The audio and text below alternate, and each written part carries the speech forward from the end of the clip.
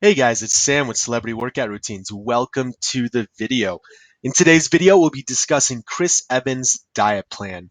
And if you've seen his role as Captain America in the Avengers, you know he does get shredded. So, as always, the number one rule is 80% diet, 20% working out. So let's jump right in here and talk about his diet plan. All right, so for this type of physique, we're going to have a diet plan that consists of two phases. All right, and phase one is essentially called the bulking phase, where your primary goal is to build muscle. And then we have a phase two called the cutting phase, where the primary goal is to lose fat. And we do this for a few different reasons. And the main reason is the simple fact that you can't build muscle and lose fat at the same time. Your body needs or requires certain, types of foods and caloric goals during each phase that it's nearly impossible. It's the same as, building muscle requires a higher level of calories, higher level of protein, higher level of carbs. Where on the inverse side, losing fat requires high protein to maintain that muscle mass, but you need to drop the calories. So, being able to target between muscle and fat and going back and forth is what's going to give us this type of cyclical workout scheme. And you might need to go through a few of these rotations before you get to your ideal physique.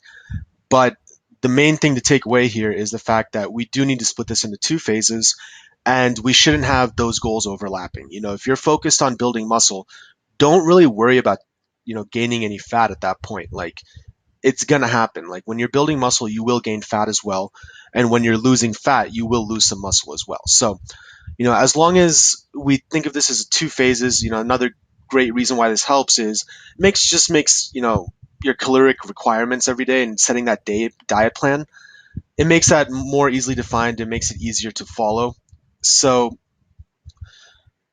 we really need to, at this point, we really need to focus on which phase do you want to be in based on how you look and how you perceive you look and how long you want to stay in each phase. So that's up to everyone. Usually I recommend a 1-to-1 ratio. So, if you do 1 month of building muscle or you're in phase one, then try to follow that up with another month of phase two.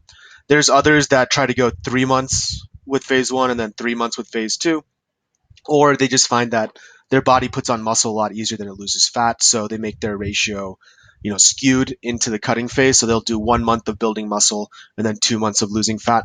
That's kind of a personal thing, depending on your actual body and your requirements and what you want to look like. So remember that this isn't set in stone. This is just more of a high level approach that you can kind of customize based on your own particular needs.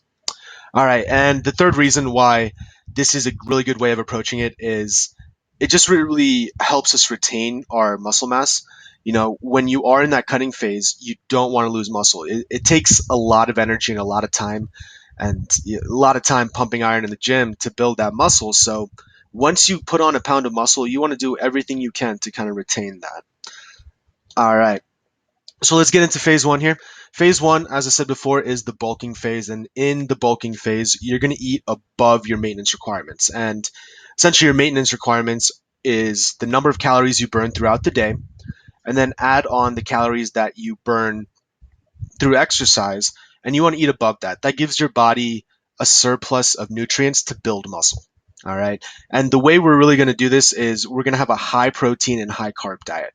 Hitting the gym hard at this point, it's going to require a lot of energy. So you're going to need the carbs, and you're also tearing your muscle fibers as you lift weights. So we do want to provide the body with a high level of protein to help repair the muscle and make it come back stronger.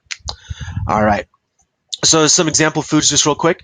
We're going to break it down into three categories: protein, carbs, and fats. And for protein, pretty much any lean meat. Egg whites is a great cheap option. It's probably, having a couple egg whites every morning for breakfast is a great way to get in like an extra 20, 30 grams of protein. Again, fish, chicken, ground turkey, tuna steak, all great options, and gives you some variety. You're going to be eating a lot of protein during this phase. So make sure you have a few recipes stocked up so that you don't get sick of any single one type of meat. All right, as for carbs, we're going to stick with complex carbs, and that's going to primarily come from oatmeal, brown rice, black beans, and sweet potatoes. There are other way to get carbs, but we want to stay away from the simple carbs, which is like processed foods, sugary drinks, any of that stuff. You want to cut that out. It's not going to be the same as complex carbs. All right. So, and the third category for fats, this is kind of up to you based on your own personal taste, but some great options are flaxseed oil, almonds, a lot of different types of nuts. Almonds are my personal favorite, so I included them in this list. Olive oil and some peanut butter. So, making different combinations of all these types of foods should keep you, hopefully, from getting too bored with any specific type of meal. All right, and then when we switch into phase two for the cutting or the losing the fat, when you switch into phase two at this point, you've hopefully gone through a few months of bulking. You've noticed that your strength on your lifts is going up. Aesthetically, you're a bigger guy now. You have that foundation of muscle underneath. It's just not showing up since you did gain some fat as well. So once you feel as though you have put on enough size, you switch back to phase two or switch to phase two. And at this point, you're going to flip your diet over. So rather than eating above what was required every day to gain weight, you're going to eat below now. And this is kind of when a lot of people, this is the harder aspect of dieting is eating below your maintenance requirements. All right. And as for the actual foods you're going to eat, you can eat the exact same type of foods, but you're going to restrict carbs at this point.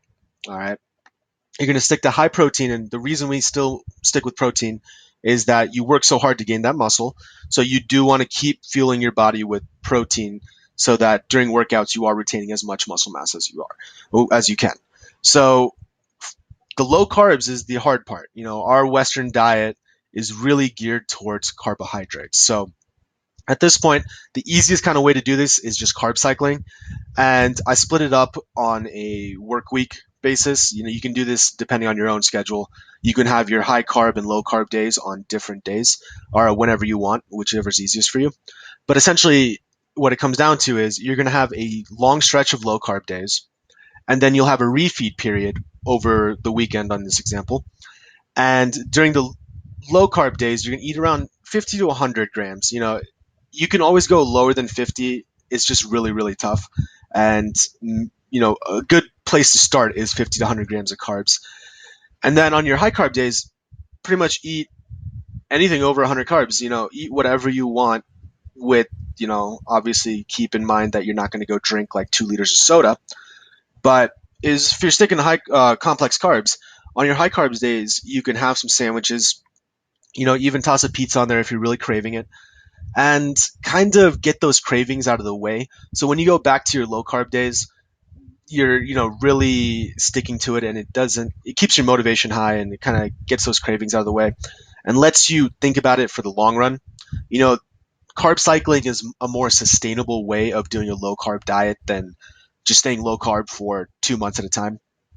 It for someone, if you're working a lot, if you have a job that's physically demanding, and taking all those factors into account, just having a few days where you can have higher carbs does keep you motivated for the long run. And that's kind of the goal here, right? We want to think about our physique 7 8 months from now. We don't really care about the 1 week 2 weeks. So anything that's sustainable, think about the long term and just keep it consistent, and you'll eventually get the type of physique that you want. All right, guys. Well, that's it for today's video. Again, if you did enjoy the video, really appreciate it if you could give it a like or subscribe to my channel. Gives me some great feedback on the type of videos you guys like. And again, if you have any questions, always feel free to leave a comment below, and I will try my best to respond. Again, thank you guys again for watching. Really appreciate it. I'll catch you all later. Peace.